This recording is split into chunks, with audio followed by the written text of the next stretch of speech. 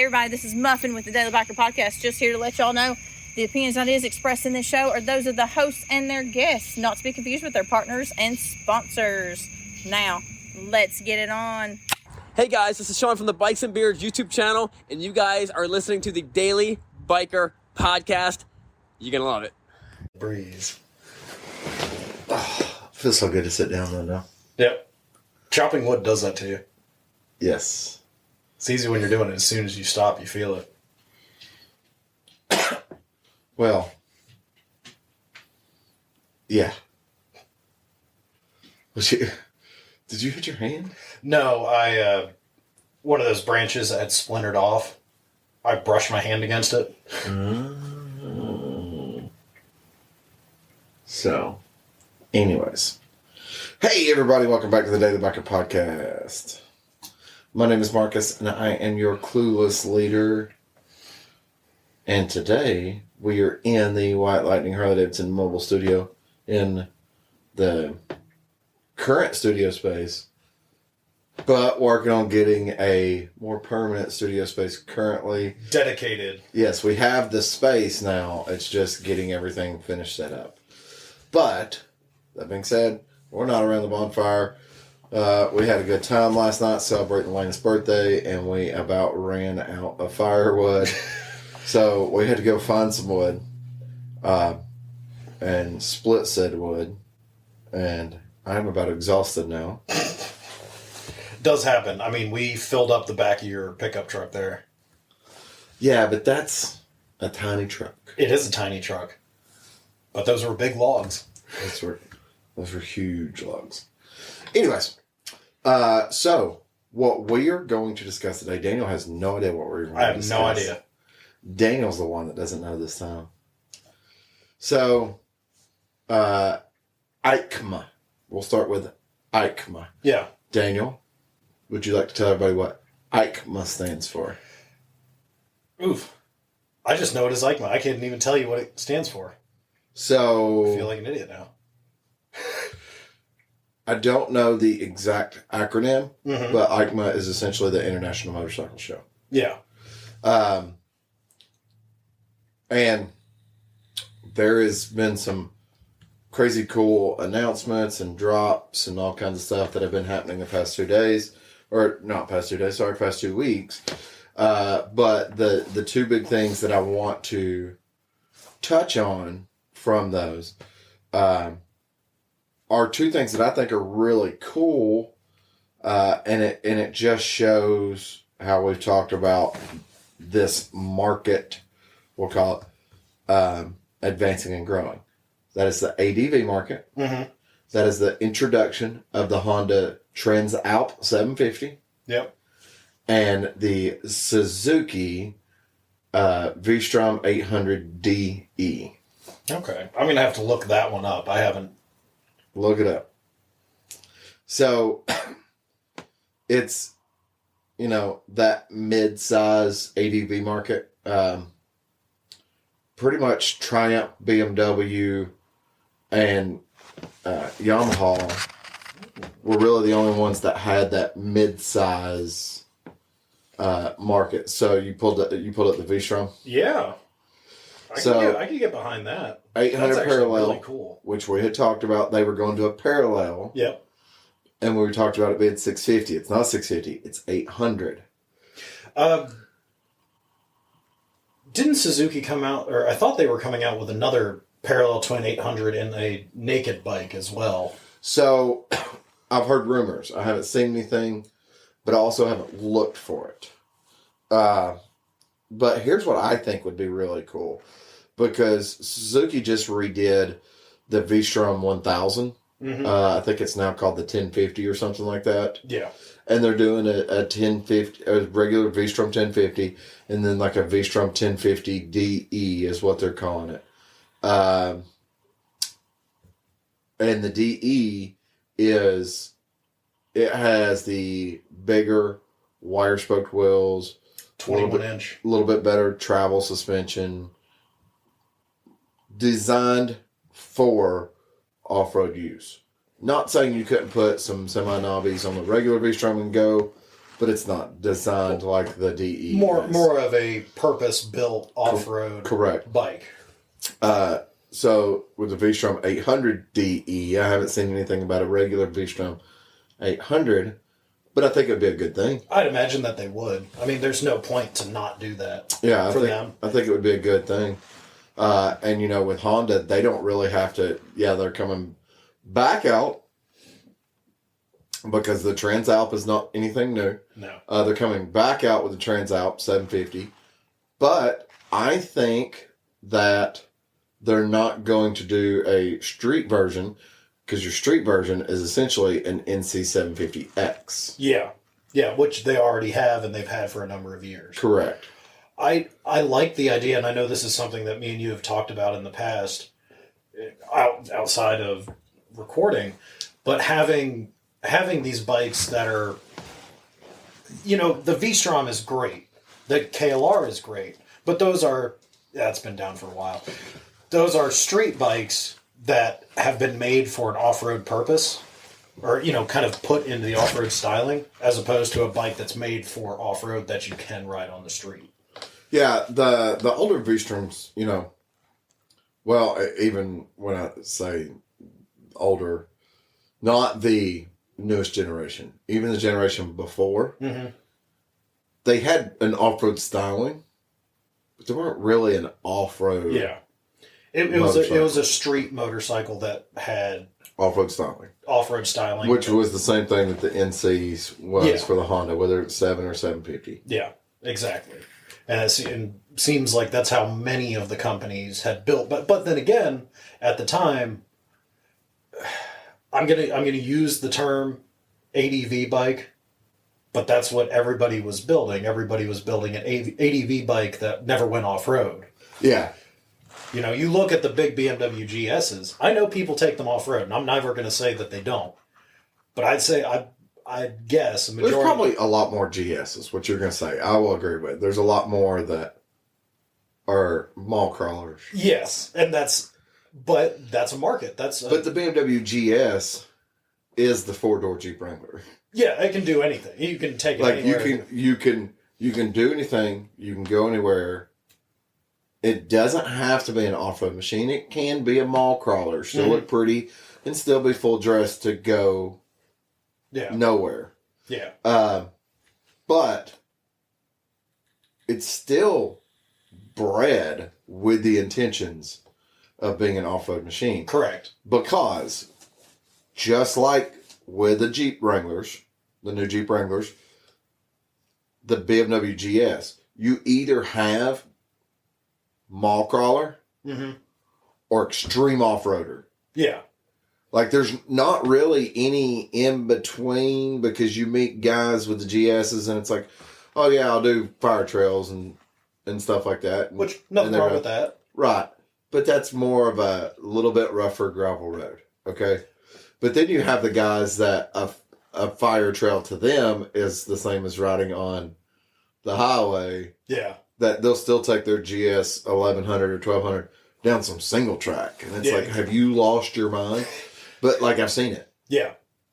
And I think you brought up an interesting point. You have the two extremes. You have either something that's purpose-built off-road or you have something that's street. And I think that can be, you can draw parallels just to what the manufacturers have put in their lineups. You have dirt bikes. Yes. Dirt bikes, and then you get things like the DRZs and the CRF 450L and 650.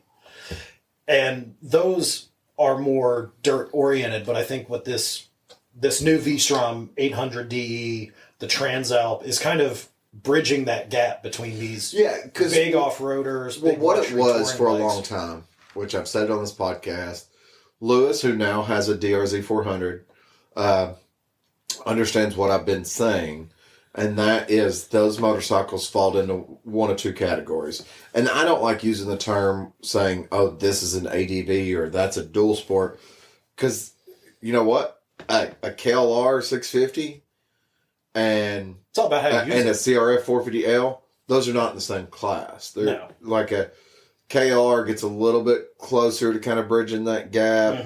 And even then, an Africa Twin gets even closer to bridging that gap. But it is true. You have manufacturers that have either taken a dirt bike and adapted it for road use, or a road bike that's been then adapted for dirt use. Yeah. But what you're starting to see with the Transalp and with the V-Strom 800 is the frame and engine are road bike. Yeah. But And everything else else is adapted from their dirt bikes. They literally said, like, we'll say Suzuki, for instance. They went, well, here's our DRZ 650. Okay, what can we do to make this bike better? Hey, let's take the suspension, the forks, the fuel tank, the seating position, all that stuff. Take all of that off and bolt it onto this frame that holds this 800 parallel twin and see what we got. So they're getting closer to bridging that gap. Yamaha was one of the first ones to do that. Yep. With the T7. Yep. Because the T7 is an MT-07 that's literally been adapted to ride in the dirt. Correct. Yeah. And I think doing that, you're bridging that gap in creating something that's not as big, bulky, or street oriented as these flagship bikes like the GS, the Africa Twin, the Pan America. They're great bikes. They're expensive. They're large. And they're more than most people would need if you're going to do any off-roading. Here's where, and for me personally, where I like your big traditional ADV motorcycles. Because, like, if I had a Pan America, okay, I would ride it from here to Sturgis, okay, and then when I got to Sturgis, I'd go on all of those unpaved roads that go all over North Dakota, South Dakota, Montana, all that stuff. All the places everywhere up there that you can go ride, but you need that type of bike. Yeah, you need something with a little bit more ground clearance. Right. You're not going to do that. Not saying you can't. Now, keep in mind, if you're listening to this and you're in between, you say you have a DRZ 400 or a CRF 450 and you've got knobby tires. You've got bag strapped on it. You've done something. That's fine. You do you. I'm talking about the majority of the people that are out there. You're not going to ride a KLR or something like that from Chattanooga to Sturgis, South Dakota. No. You might. You're probably crazy. Yeah. Absolutely. I mean, that's like I said, it's not that people won't do it. I mean, I've met people that have went cross country on Rebel 250s. More power to them. Correct. I would never do it myself. Not that. Just thinking of you on a Rebel 250. That's the first issue. And that's part of why I wouldn't do it. So, I mean, that's the thing about it. For me to go across country, I have to have a bigger motorcycle because I'm 6'2", 250 pounds. I'm not a little guy. Yeah.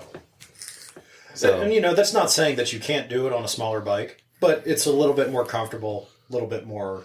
I think if I was going to go cross country on a small bike, I would go comically small and like go cross country on like a Grom. Trail 125. Which is not really that small. No, actually, I really want a Trail 125, so that's. But yeah, those two bikes. I've got I've got a cut on my finger too. Anyways, I've got Igma on my social media and stuff, and of course I follow a lot of people on YouTube that are talking about these things coming out and stuff right now. And those two bikes are kind of like the showrunner, like they're still in the show. Oh, people are going, what? Now, have you seen any? And when I looked up the V-Strom, it didn't have a price on there. I've not seen any. Because I'm going to be curious to see where they come in. But I do know some other things about them, about both of those bikes. The Transalp and the V-Strom 800DE. Mm-hmm. Mm-hmm. What? I know power numbers. Yeah. I know fuel tank capacities. And I know weight. And those are the three biggest factors when it comes to a motor, like an ADV motorcycle. Yeah. So the fuel tank capacity and the weight are probably the two biggest factors. If you wonder why fuel tank capacity, it's because you might be 100 miles from a gas station. And a 3-gallon tank on a DRZ is not going to cut it. No. It'll get you there. Yes. It's not getting you back. Yes. So, seat heights, they come in right around that 32 to 33 inch mark. Which is pretty typical for off-road oriented motorcycles. Correct. I'd say that's even on the lower side of some of the off-road. Yeah, maybe a little. When you're getting away from the purpose-built off-road bikes, because those. But for anybody that's looking at a Pan America, a BMW GS, a Triumph Tiger, about the same. They're all that. Yeah, they're all that around that same point. Fuel tank capacity, give or take, a quarter of a tank, or a quarter of a gallon, but about 5. Yeah. Which I think is a good number because that's something that people do on those DRZs. You get the aftermarket fuel tank that has like 5.3 gallons in it, which is fantastic. Yeah. You can plow off the road that 5 to 6 gallon is kind of standard, unless you're talking about BMW where you can get like that 8.5 gallon tank. I saw a GS and they had an auxiliary tank that's hooked up. The bike had a total of 12 gallons of gas. That's, yeah. Go on to that. But the biggest factor with these motorcycles, right now, wet weight, right around 500 pounds. And that's not heavy. It's not, but.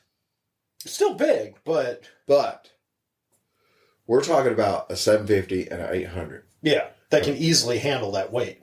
But a BMW GS, a Triumph Tiger Explorer, a Pan America, another 50 pounds. Yeah. 400 more cc's for 50 more pounds. Yeah. And probably something that rides more comfortably for a longer distance. Yeah. I mean, while I would like to see numbers in the low 4s for off-road oriented bikes. I'm cool with the Pan America, the full-size GS, the Tiger Explorer, those bikes. For what they are. Being between 5 and 550. I'm perfectly fine with that, okay? But the Honda Transalp, the Suzuki V-Strom, they need to be like 450 at max. Yeah. Yeah, the 500 number is going to be... It's not a bad weight, don't get me wrong. But it's... But when you compare it to the more dirt-oriented bikes, like the DRZ...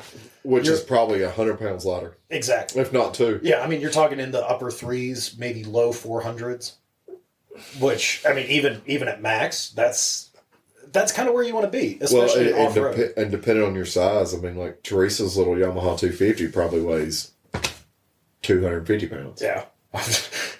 That's why it's called 250. Okay. Yeah, it's not 250 cc's. It's 98 cc's. It's 250 pounds. So I have a question for you, and I know this is I keep seeing things about it, and we're talking about this. Obviously, these are new. I'm going to call them middleweight dual sport ADV bikes, depending on how they're situated in the market. Middleweight bikes. I would probably classify them as lightweight ADVs. Okay, that's probably where I'd put them at. How do you think the supposed Pan America 975 is going to? How do I think, or what do I want?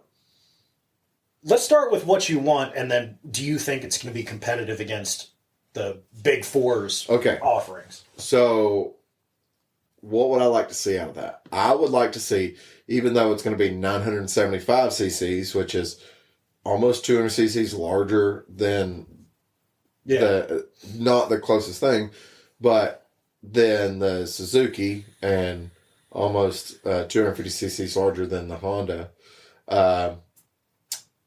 It's only 75 cc's larger than the Triumph 900. Yeah. It's right in the ballpark of what like your KTMs and stuff are. Mm-hmm. Honestly, when you look at all of them together, 750 is kind of small. Yeah. I mean, BMW 800, or actually, I think it's an 850. I think the new ones are 850s. So it's kind of one of those things where 975 is not that small, or not that big compared to the other ones. I would hope for no more than 450 pounds. Yeah. Something that I don't have to have 1821 for the wheels. Mm-hmm. A lot of people would like to see that, and if they make it more off-road oriented, it will have 1821. I'm perfectly fine with 1719. Yeah. I would like to see something though that is, frankly, smaller. Obviously, at 450 pounds, keep your height where it is. I've had some people at the shop go, "Oh, well, it needs to be shorter." And I'm like, "No, it doesn't. If it's shorter, you're going to lose the purpose of the motorcycle. You might as well not be riding it off road." Yeah. Get rid of a lot of the nannies. I want them to make a toy. Mm-hmm. I also want it to be, $12,000-$13,000. Yeah, and I think at that price point, that makes it competitive with other companies' offerings. Yeah. Now, if they could do something like that, let's rephrase that. Yeah. If they do something like that. Because at this time, there's no information about they say there's going to be one. I can tell you what I know. Yeah. Which, what I know is still public information. Yeah. If you just know where to look. So, if they do it along those lines, it will be highly competitive. Now, I say that because the Pan America in itself, with the classification of the BMWs and this Super Tenaries and the Tiger Explorers, yeah, it is super competitive. Correct. It's up there. It didn't come out and be at the bottom of this market. It came out top dog with the only people worried about it was BMW because everybody else was already surpassed. Yeah. I mean, BMW was the target. BMW was the target. BMW was number one, and BMW went, "Oh shit, we got to do something," because we haven't ever really bothered to update our motorcycle because we haven't had anything that could compete. Yeah. And now Harley Davidson, out of all companies, makes something that can compete. Yeah. I know this because I've talked to people from all over the country, not just Pan America people, diehard BMW people. Talk to people that have rode for BMW, as in like sponsored riders for BMW that have done rallies and stuff like that, and heard what they have said about the Pan America, heard what they've talked about. I have talked to people that have worked previously for BMW and heard what they've had to say. Mm-hmm. I've been to the ADV rallies. Yeah. And BMW's the only one that's like, Pan America. Everybody else is like, dude, that's super cool that Harley made something. Mm-hmm. Because, I mean, not to sound cocky, but they got surpassed. Yeah. So they're not bitter about it. They think it's super dope because forever all of them have wanted to knock BMW off their high horse. And here comes the dark horse. And you know what? I don't even know if it's BMW itself. I think it might just be the people that own them. Not going to disagree with you. So there's that factor. Now, here's what I can tell you, or what I know, which it's still very, very vague. There are some parts coming out. What parts, I don't know. Okay? I literally I didn't see a description saying, oh, this part does this or this part does this. There are some parts coming out that will fit both the current Pan America and the Pan America 975. Okay. That part worries me. I only know that because, like, in parts catalogs, there's stuff talking about where this part can go across all these different models. Which, from a manufacturing perspective, that's good. Now, keep in mind that could be A water pump. Yeah, a water pump, a engine skid plate, a head pop. It could be, if it's a head pop, I'm not bothered by that. A 975 Pan America is going to be a sleeved down 1250 Rev Max engine. But I think if it's engine components, I'm perfectly fine with that. I don't know which one it is.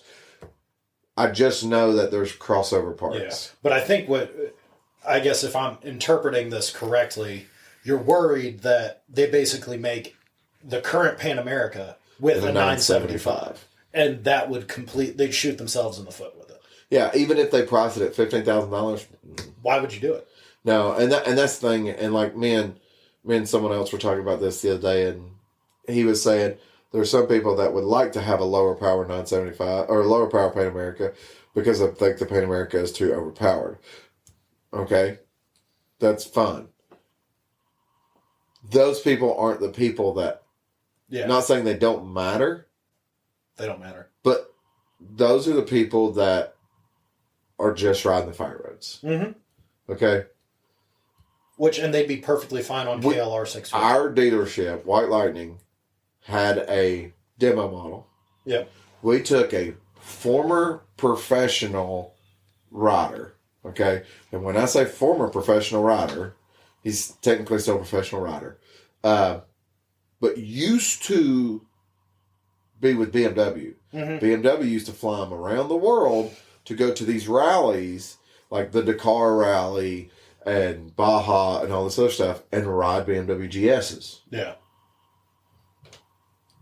He rode Pan America. And he goes, wow, this thing is right on point. It's got the power where you want it and where you need it. Yeah. So, I saw guys with less power than the Pan America go through the trials course and take 16, 17 minutes. I think the fastest GS was like 12 and a half minutes. Yeah. And then I saw Pan America go through it in less than 7 minutes. Which, I mean, that's hugely impressive for a brand new bike from me. And the reason I say less than 7, I don't know. The video I have before he even starts is like 7 minutes and 1 second. And there's a minute, or there's a couple seconds there before he takes off and all this other stuff. Not to mention, he flipped the bike over upside down in a ditch, had to get off, had to pick the bike up, had to get it restarted, and had to get going again. Mm. If that had not happened, he probably could have been sub 6 minutes. Yeah. I've got another question for you. What about other, I'm going to say European competitors like the Ducati Multistrada? That's a luxury item. That is great for the road. Yeah. And I know Moto Guzzi is bringing out a new bike, the V85 TT. Is that the Lucky? No. No. You're talking about Moto Guzzi. Yeah.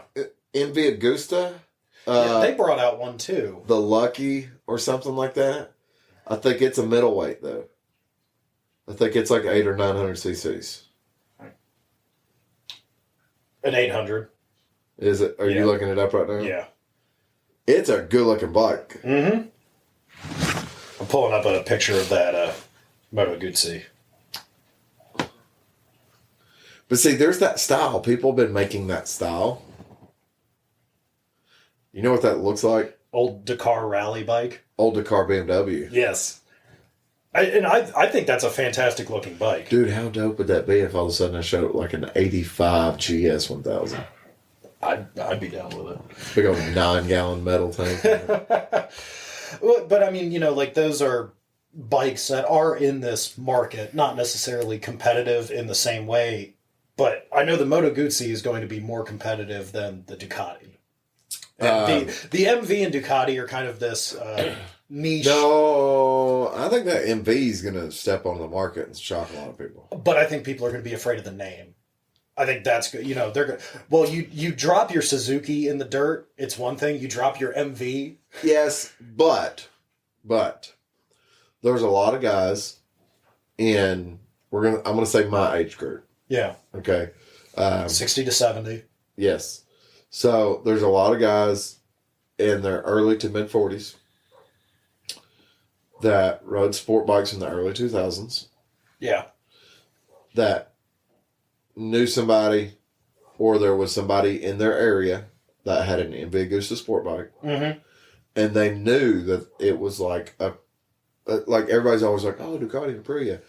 It was like literally, we'll put it more as like the Aston Martin. Yeah.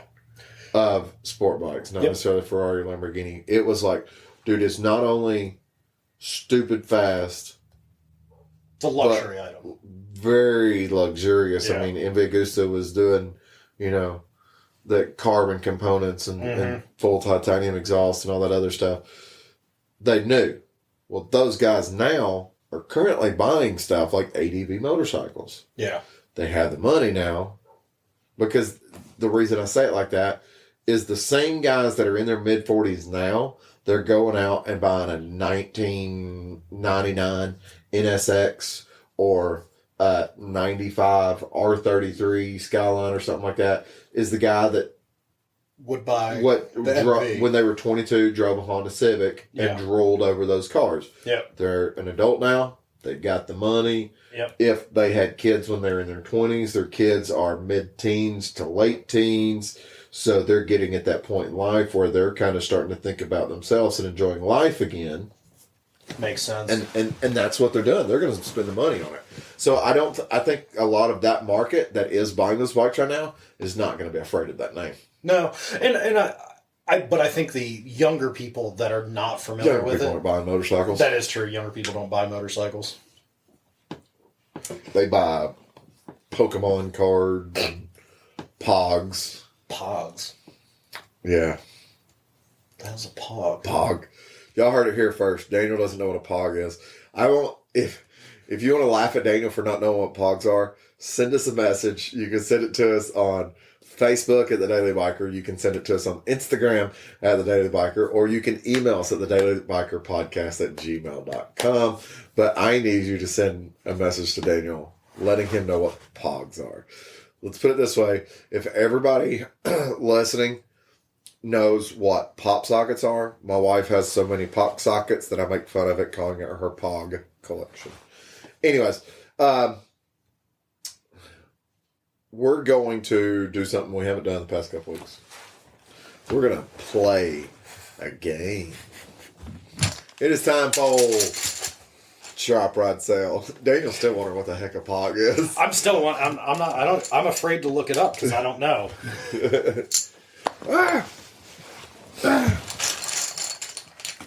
I know it's down there. Oh, you gave me a good one. Did I? Hey, they could make an ADV motorcycle. You want to talk about something people be afraid to drop in the dirt? All right. I know what I got. I know what I'm doing. Okay, go ahead. I have an Arch. Yeah. I have a CB450. Okay. And I have a Dynabra. Dirt Dyna. No, actually, I'm selling the Dyna. I'm riding the Arch. Okay. A lot of people that are classic lovers are going to hate me, but I'm about to Daryl Dixon scramble build the crap out of that CB450. You know what? Honestly, that's probably the best thing for one of those little That'd be 450. so Those are good. cool. Think about like CRF 250 front and rear suspension on that thing. And you know what? Those engines are bulletproof And too. Enduro on those 450s. tires. That'd be so That fun. would be really fun. And I don't have to worry about going, oh, you ruined the legacy. I have an Arch in the garage. Yeah, and I don't think anybody's collecting Honda CB450s. Somebody probably Look, does. you can go on Facebook Marketplace and find a... Everybody's collecting CB450 choppers is what it is. Yeah. What you got? So I have a Ducati 916, Okay. the GSXR Matt Mladen, Ooh. and a R1200 RT. I'm actually going to sell the R1200. Good choice. The Ducati 916, I'm just going to ride that. I just love the look of it. It's a classic Okay. Ducati. And the GSXR, You know what? I'm not going to do much to it because I just want to ride it as well. But exhaust, Turbo. Yeah. It's just some small mods. Nothing fancy. Electronic quick shift. Yeah, I mean, extended swing arm, 7-foot extended swing arm, drag bar, 300mm tire. Yeah, just some small mods. Just to make it a little bit more streetable. I mean, anything that keeps it classy. Yeah, well, and you know what? I would have to move it to Arizona too. Yeah, well, everything's legal in Arizona, but here's the thing you have to remember: you do all that, and you still won't have another new bike that came out that I forgot to mention. Have you seen the thing about the Suzuki Hayabusa TTS Superbike? Oh, I have seen that. 320 horsepower Hayabusa? What the hell? Hey everybody, this is Sean at White Lightning Harley Davidson. I want to thank you for listening to the Daily Biker Podcast. You can reach the podcast on Facebook or Instagram at The Daily Biker, or you can email the podcast at thedailybiker@gmail.com. Be sure to keep an eye on White Lightning Harley Davidson social media pages for the most up-to-date information on all our events and where you can find the boys.